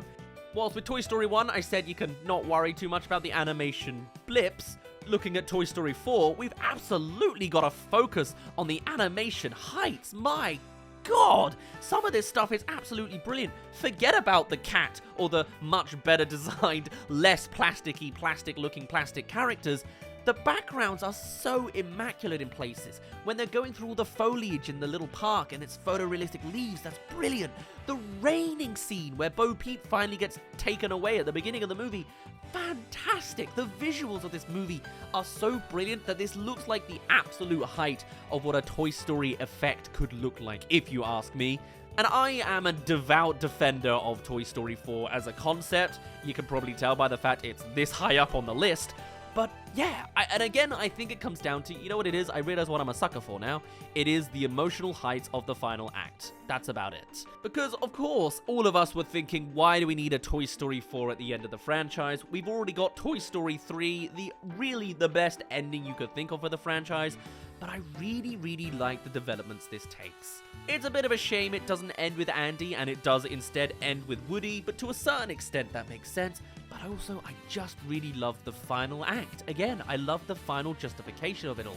I love the idea of exploring more aspects of the toy world, and it's not in a way that feels very forced. It is a bit situational to take place in like this moving fair situation, but I think it's a good enough expansion that I guess could have been less than a movie, could have been a short or a spin-off, but even still, I love the Gabby Gabby ending, man. It is, again, one of the best emotional heights that the studio has ever produced, and my god, I want some justice for the bloody ventriloquist dolls. They're my favorite characters, damn it, but no, they don't get a happy ending, and that still bothers me. But so much of this movie is just a brilliant homage to fan service most of the Toy Story world, but also expand in a way that works and makes sense. I love the hidden character toys all working around the festival. I love the background party rooms that they have. I love that Bo Peep gets a whole new slick of paint and how they act and work around, and they're a really cool and fun character. Keanu Reeves is in it, sure, you know. I do think there are blips as well, though, on the narrative front. You know, obviously the ensemble work don't get as much ensemble elements to it, and I think other Toy Story sequels do much better with the ensemble as a whole. But as a genuine expansion, trying to justify the very fact that it exists, I think it did a good enough job at doing so, and I just genuinely really enjoy this movie. Is it skippable? Maybe faintly. No, I'm quite happy with all of it, to be honest with you. Like, I'm more than happy to keep watching this whole thing again and again. It's one of my favorite Toy Story movies, and maybe that's because this was one of the first movies I actually watched and then on a whim decided to make a review of afterwards, and then I popped off as an animated movie YouTuber, so maybe I'm biased there, but I really enjoy the Toy Story 4 movie, and it basically is, in my mind, another Pixar classic. Not in the classic in sense of age, but classic in the sense of gilded and golden. Those mean the same words. You can tell I'm improving this part of the script. Oops. But alright, less rustling of people's jimmies. Let's go and move on to the actual proper Pixar classics at the very top of this list. We're now talking about Finding Nemo. I could just sense my shoulders relaxing just imagining this movie again. This is one of those movies I, of course, watched on loop on VHS endlessly, so the entire sound of this movie is lodged into my long-term memory, and it is a peaceful memory, let me tell you that. I think this could very well be the movie that has the best soundtrack in my opinion. Just the relaxation vibes of this whole movie, even though it's not even entirely relaxating, you know, there's a lot of sharks and explosions in this show. I don't know, it brings a real nostalgic injection core right to my heart, and I really, really love that. Not to mention, the story itself, absolutely brilliant. It's a nice mystery adventure quest in a way that doesn't feel too cliched. It's a great dynamic of father and son and father and stranger, you know, there's an element of disability with his little fin going off on the side, and then of course expanding all the territories of all these different aquatic creatures to see. Every single scene in this movie, in fact, I think this is what makes it a real Pixar classic, every single scene is iconic. You know what I mean? The scene with the turtles, iconic. The scene with the jellyfish, iconic. A scene with the bombshells underneath the water, iconic. The sharks, iconic. The fish tank, pretty much all of them, pretty iconic in all sorts of ways. Every character is just so important and well done. I think the least important one is the crabs, and even then, they make the crabs work. I'm clearly losing my mind at the end of this very long video, but like, I don't know, I absolutely adore everything about this movie, and I think it is a matter of they mastered every single frame. And that's of course not even talking about with all of these Pixar classics, the old school stuff, but the best of the best stuff, they're also all such pioneers in animation. They managed to put faces on fish, and it doesn't look that cursed. And considering nowadays movies still can't even really work that out, brilliant. And of course, they've got the physics of the water world that they've managed to emulate brilliantly, and the lighting source. Can you believe lighting was this good in 2003? That is absolutely mad! I also have a little bit of a bias when it comes to this Finding Nemo movie. I think this was one of the very first movies I saw in cinemas, and the cinema worker allowed me to turn on the projector to watch this movie, so not only was I like starstruck with the ability to do that, but it also meant that I missed the first 2-3 minutes of Finding Nemo as like a 6-year-old, so I actually missed the, you know, family massacre at the start, so I guess I would have the most rose-tinted glasses possible when it comes to this movie.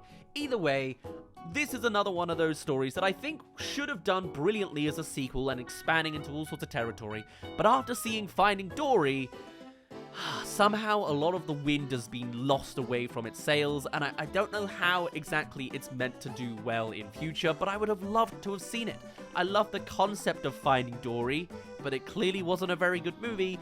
And I'm not too into giving Ellen DeGeneres another paycheck and another platform, you know? So, we'll see on that front. But as a movie, as an element of its time, it is clearly, easily one of the absolute best, and a real enigma. I once went through it looking through how it does its comedy writing compared to, you know, nowadays with the Marvel quipping.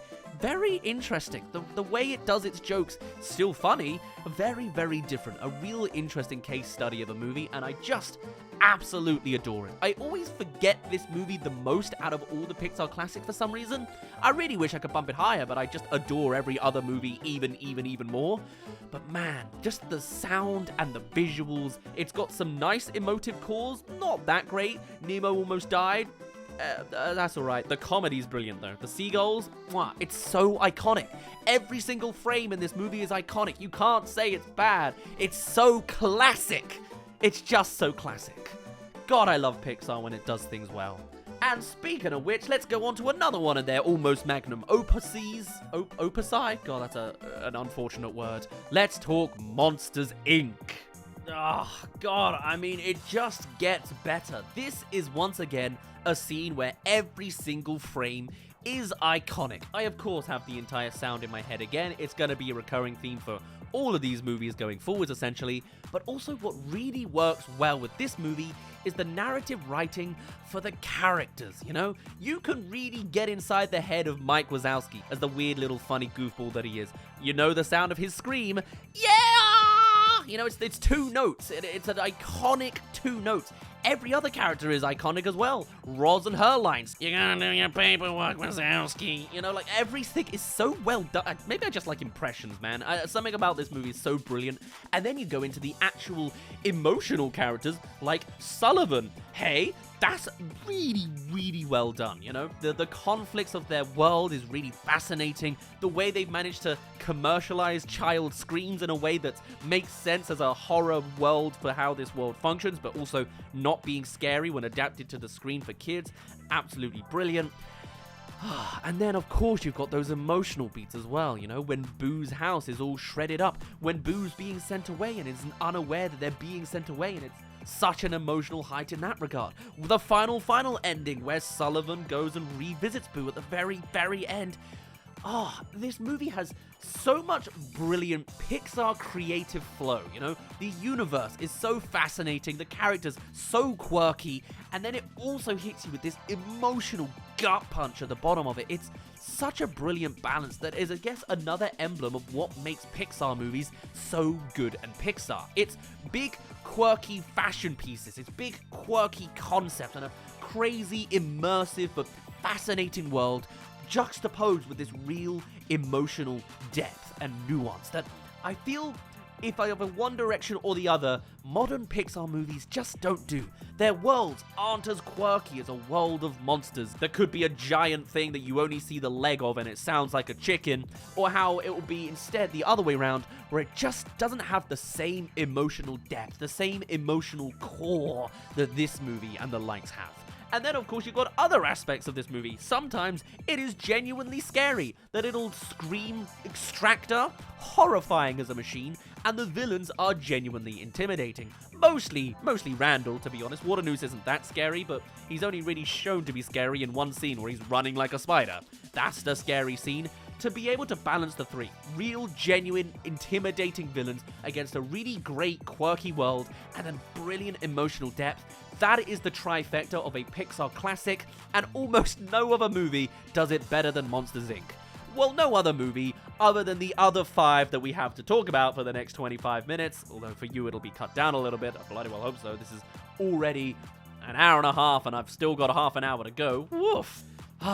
Let's talk about Toy Story 2. This is a movie I surprisingly haven't spoken about much on this channel. I think it's because it's, oddly enough, a bit of a weird black sheep of the family.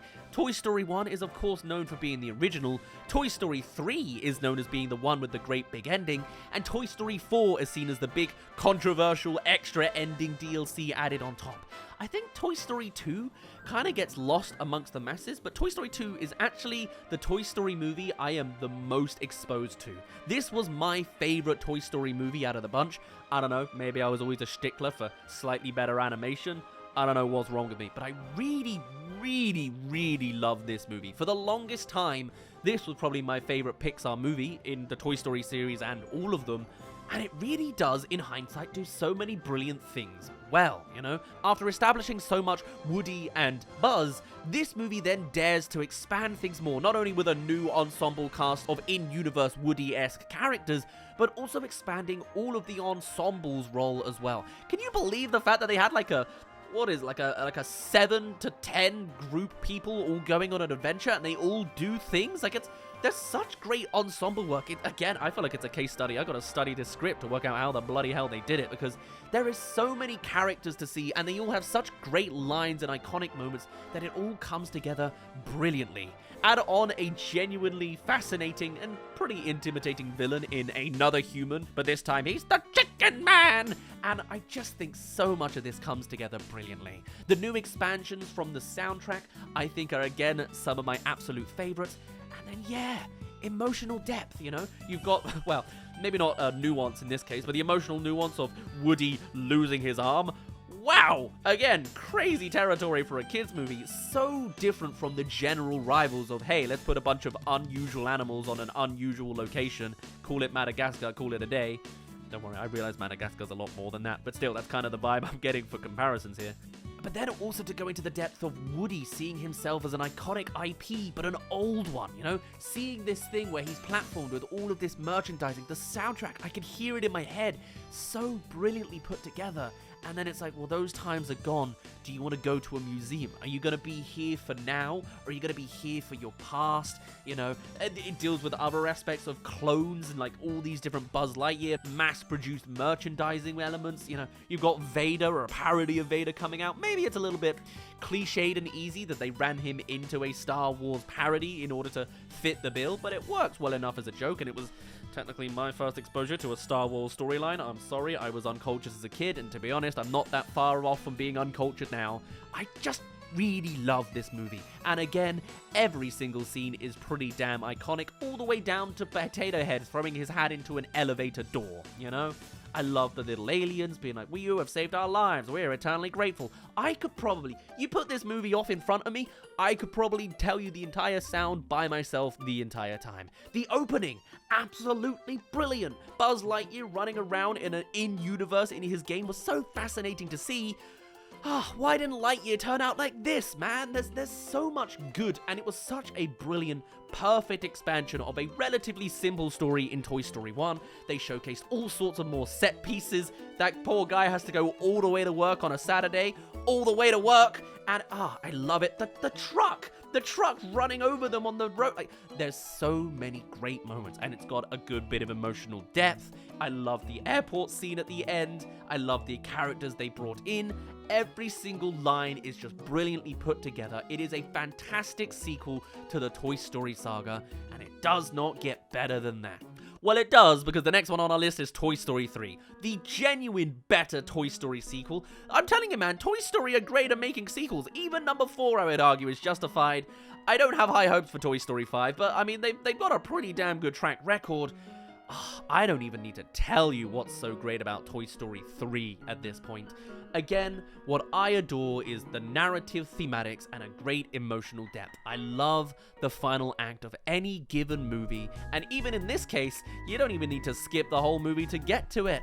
The entire storyline of the whole daycare sequence by itself is just so brilliant, and despite being relatively modern in 2010, it's all so iconic. It is a little bit of a culture shock to suddenly see Woody animated better and a little bit more glossy and even better visuals, I'll admit. Like, it was like a, whoa, this is real and modern, we're really going with it now. But man, it all comes together so nicely. I love Buzz Lightyear turning Spanish on a Switch. Like, that's great fun. They still have opportunities to make jokes around the same damn toy. It's honestly quite incredible. But then the emotional ending, just the thematics in general, doing a time skip for a movie that follows and grows up with the original audience watching it. I was always a little bit younger than that audience demographic, so I didn't quite get the vibe. I hadn't gone to university yet. But following Andy as a kid and having a kind of send-off, not just to Andy and his toys, but to the audience and their memories with their toys, is... I'm almost choking up conceptualizing it now. And that's not even talking about the genuine emotional ending that it comes to, whereby Andy gives his toys away to Bonnie, you know? And it's so good. It's not necessarily the ending you were expecting, right? You were thinking, oh, the toys are going to fight their way through, and then Andy's going to take all of them to university. That's the generic, easiest A to B ending. But to turn it into an actual goodbye and have it that this practical teenager goes and plays with his toys one last final time. A little bit out of character. I don't know any teenager that would genuinely do that. They're age 18, 19, but yeah, you never know. It's just so emotionally rich, man. Like, this is honestly Pixar in their prime. Adding on all the different sequels and gags and expansions they bring in. Barbie and Ken, of course, brilliant. All sorts of elements. The villain is great as well. Not as intimidating, but certainly a dick. And even forgetting the saying goodbye. Oh my god, the incinerator! Like, these are clearly the most iconic scenes in all of Pixar's franchise because they have such climactic and emotional depth to them that they're just so brilliant. This is what I would want to see more from Pixar movies, and I think it's because I've got such this high standard of a bar to hold these movies against. No wonder I'm bloody disappointed with every modern thing. This is just so absolutely brilliant. The definitive ending to a animated franchise. Can you believe it? It can actually happen. It's not canon, I guess. Well, I guess it doesn't make a difference anyway, since there's already been 3 movies afterwards, and probably 4 if you count Toy Story 5. I'm counting the spin-off movies in this case as well. But regardless, bloody hell is this thing brilliant. If I was to come up with any sort of critique off the top of my head, it's that some of the adult jokes weren't as well hidden this time. There's a famous line of Barbie saying, "nice ascot," and everybody got it, you know? I like when Pixar has the nuance, wow, I love nuance, about actually hiding adult jokes in the original movies. You know, when you go back and see some of these jokes now that you're not a kid, it is like a, whoa, that's good writing that I didn't notice the first time. Toy Story 3 didn't quite have that, but oh well. Minimum criticisms at this point. We're still in the SSSS plus gold tier scenario here, so let's move on to WALL-E. Now, this is an interesting one because I absolutely adored this movie when it first came out. Of course I did. And even when I think about it a little bit later on, I love the artsy thematics of this. This is no longer a nuance. This is very unsubtly a nuance, I guess is the best way to put it. Is there such a thing as an unsubtle nuance?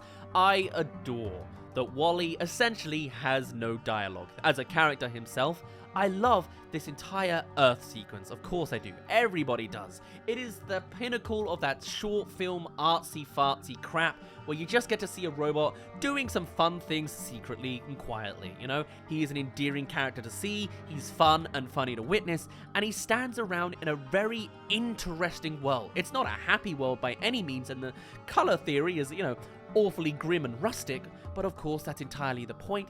It sparks the imagination in ways you can't really believe. And even when they get to the spaceship, there's a whole new aspect of sparking inspiration and seeing this modern tech and conversations about over-consumerism. I guess Pixar still has the communist ideas floating in the back of their head. I appreciate that. Late-stage capitalism, bad for all of us. Climate change, let's fix that if we can, eh? But you know what? I've had an interesting back and forth with this movie in recent years, and I think I'm going to cement myself and put it in the number 3 slot for me personally. It might not be objectively where it goes, but I bloody well adore this movie from the artsy side of things.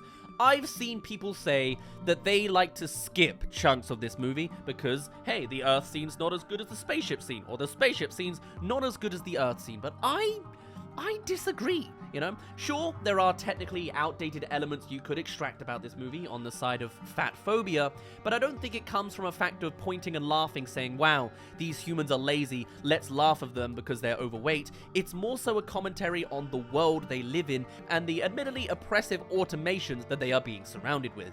It's not that the humans are stupid and we should laugh at them for struggling to walk for the first time. It's commentary about over-consumerism as a brand, you know, and brands are relevant even back on Earth, let alone just in the spaceship. Plus, it works thematically because bone density in general shrinks when you're in a low-gravity environment, as far as I vaguely understand it as someone with no sort of degree or anything in physics or knowledge of space, other than, wow, we got an Aurora Borealis in the UK recently, cool.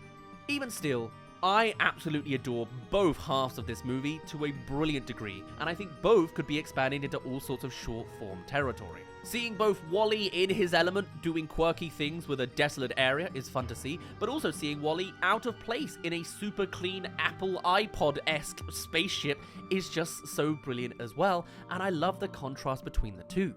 And while it is a bit of a shame that the artsy-fartsy lack of dialogue does disappear in the second half, with the pilot now starting to speak the whole time, and the AI guy, Otto, of course, doing it. Otto, God, that word still doesn't work well with my English accent, but hey, we're going with it anyway, sure.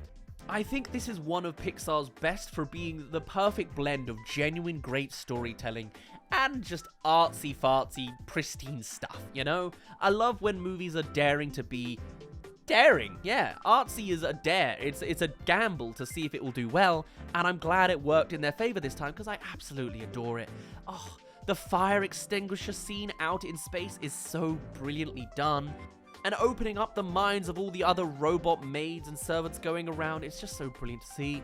Moe's a great fun character, always zooming up WALL-E's dirt. Like, I love all these different tiny little moments in these movies. The narrative writing has some great, strong thematic storytelling, but at its core, it's a robot love story that's so simple and easy and endearing to understand that I can't really find much negativity about the story to bring up, other than the fact that it can't do much else in the sequel. The sequel part's not that fascinating. The humans are the least interesting part of this robot movie, because it's a robot movie, really, you know? It's got the themes, it's got the storyline, and yeah, it's got the emotional beats as well. It's not as deep an emotional beat. WALL-E becomes a fully polished programmed robot at one point. That's kind of sad. And the emotional height of the kiss while in non-gravity space, yeah, that's pretty great as well. It doesn't have to be as well. Pixar, I think, with this trifecta of what I would deem makes a brilliant Pixar movie, can have more of one than the other. So this doesn't have as much of an emotional height, but boy oh boy is it written so brilliantly. And you could argue that it's outdated in a certain way, but I think I could find ways to justify it based on the themes and the fact that I don't really think this is punching down at a certain demographic of people. More so, it's giving warning signs of looking up at the more oppressive, larger-than-life status of corporations around us, you know? This is a commentary on consumerism that's not saying it's bad to be a consumer, but be aware of the people selling you such over-consumeristic products. I mean, they can say it all they want. It doesn't make a difference. The world's still doing its worldly thing. Hey, you like that cool detail that there's wind turbines on the end of all the garbage patches? As if to imply that climate change was only acknowledged in the final moments and then it was too late by then? Great, I love these factoids. But okay, now we're getting extra personal. This was, for the longest time, my absolute favorite Pixar movie of all time, and it's a no-brainer. It is The Incredibles. I mean, I'm pretty sure I have gushed about this movie all sorts of times, backwards, forwards, and every which way. Did you know as a kid I hated Spider-Man? Never saw the Tobey Maguire Spider-Man films, and for some reason I just decided I hated them. So, surprise, surprise, when Pixar shoved superpowers in front of my head, I enjoyed it anyway and said I like this. Forget Spider-Man. I'm a Spider-Man hater. If Spider-Man has no haters, I am a dead child. It's a sad time. What a timeline. I'm losing my mind on this. For being a Fantastic Four parody, this is way far and beyond what its original premise is. This is just brilliant. And the fact that The Incredibles 2 lost all of the thematic nuance of this movie is such a massive shame, because this movie is more than just a superhero movie. Nowadays, we are surrounded with superhero movies, right? We can't get enough of them, or we can. We have had enough of them. We can't get too much of them. There already is too much of them. One of them's released the day I'm recording this, Deadpool and Wolverine. It's upon us. Wah! Even if it is good. I've heard 50-50 complaints. I won't make a review on it, so here's my half mentioning it now, and then never again. But what The Incredibles brings into the nuance of superheroes as a genre that doesn't even exist yet is first of all, it takes on the spy genre, which is a much better take, I would argue. And it's a parody of, I think, Silver and Bronze Age comic books, which just works so brilliantly. Setting these superheroes in a 1960s setting makes such a dynamic aesthetic appeal to it, like just absolutely adore. As a kid, I loved this movie because of Dash. Honestly, still giving us the best speedster scene of all time. whilst nowadays we have speedsters that are either slowed down for the camera or we slow down time with them, and it's like fun, but they're not really being speedy, you know, they're specifically just dancing to some music in front of us. Hey, I like Quicksilver scenes as much as the next guy. To see Dash being a speedster, being real speed but not too fast that it's breaking physics, is just so great. Just the scene of him running on water, like, it's so simple, but it works so well. And that's just the basics of the narrative of things. There's so much thematic weight going on with this series, with it being a parody of something that already exists. It's parodying so many aspects and conversations around a society of supers. You know, it's daring enough that the world is based in a world that's already banned supers, but then you get to these weird adult conversations you pick up when you're not a kid of, why are we celebrating mediocrity? Should we allow supers to be like the superior race kind of territory? Like, it's interesting, right? It's a very interesting thought, and the fact that it's somehow snuck into a kids movie in a way that really works is just so well done. The thematics, the parodying, the actual storyline it ends up being, every character is so fun, every single scene is iconic. I love the way that some superpowers combine together. I love, okay, it's not a superpower, but I love Lucius spitting out water and then freezing it. Where are you ever going to see that in another superhero movie? I love that it's so slice of lifey, and it's so just personal. They managed to take something so out of touch, so unreal as a superpowered family, but by focusing on the family aspects and the general complaints and bickering, it brings out these brilliant moments with the tangled arms underneath a table that's being lifted up with a speedster kid and a shields lady. Like, it's so well done. The villain is easily one of the best Pixar has ever produced, and that's hard to say because there are so many brilliant Pixar villains. And as a kid, when I saw this in cinemas for the 7th time, I was just waiting with bated breath to hear the gasp when the Jack finale sequence comes in that finally dooms Syndrome. Like, it's such a great payoff that you know this baby's gonna have powers. You don't know what it is. He is called Jack, so you can probably assume it's Jack of all trades, but I certainly hadn't heard of the phrase by that point. And it just, so much of this movie is so brilliant, and when you rewatch it again as an adult, it only gets so much more brillianter. There's so much heart, so much nuance. I love my goddamn nuance, and apparently I could pick it up as a kid to some extent, because yeah, I did watch this movie 7 times in cinemas. I couldn't get enough of it then, and I couldn't get enough of it now. I just wish enough of it was a little less Incredibles 2 that just turned it into generic monologue schlock anyway. But hey, I have high hopes that an Incredibles 3 could come bring us back. Just, you gotta get those thematics. The emotional depths aren't that great, but they're in there, you know. I can't lose you again. Brilliant. Mr. Incredible does get tortured and thinks his family's dead at one point. Maybe that's what I want if I had to have more of Incredibles 3. Bring back the thematics, bump up the emotions. Narrative, you're fine. You're pretty good. It's a superhero movie. Don't worry too much. Maybe. Don't let villains monologue. Stop with that. They're done. Parody it. Parody! But finally, my number 1 highest ranked Pixar movie of all time may be a little bit of a shocker. I've probably mentioned it a few times before on the channel, but it's certainly an odd one to me. I changed my mind on this since 2018, because although the likes of WALL-E and The Incredibles were my favorite movies of all time, I think this movie just supersedes it by that little extra bit. And honestly, you know what? It's because of something very simple and easy.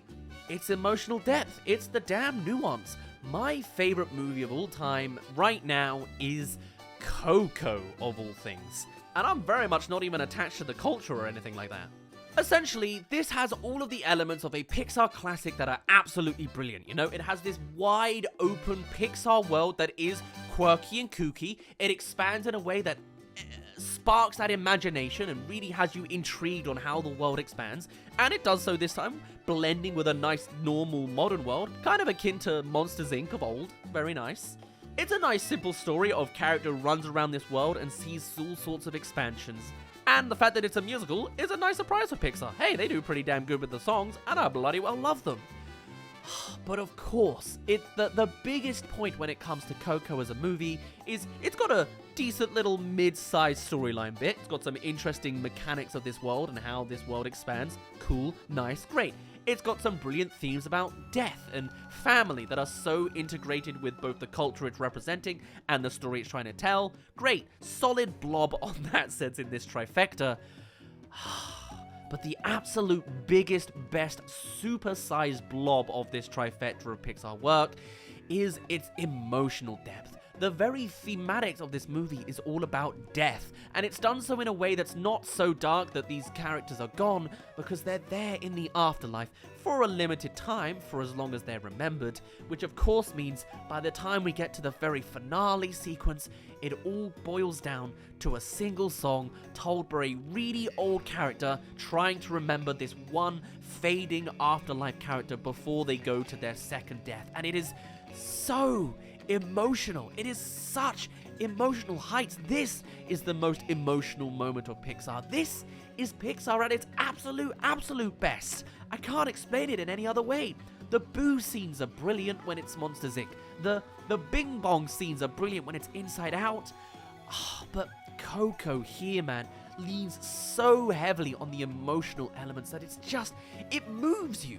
It moves you in a way that no other Pixar movie really does, at least in my opinion. Incredibles sure moved me as a kid. It moved me to sprint immediately out of the cinema, thinking I was the next Dashell Park. But this movie really sways you in, you know? It's a fascinating world that has you excited to see what they do next. It's not horrifying in the visual dynamics, but still talking about some scary topics. You're dealing with skeleton people as well. You literally see the skeletal bones of your protagonist, but somehow it's not that scary.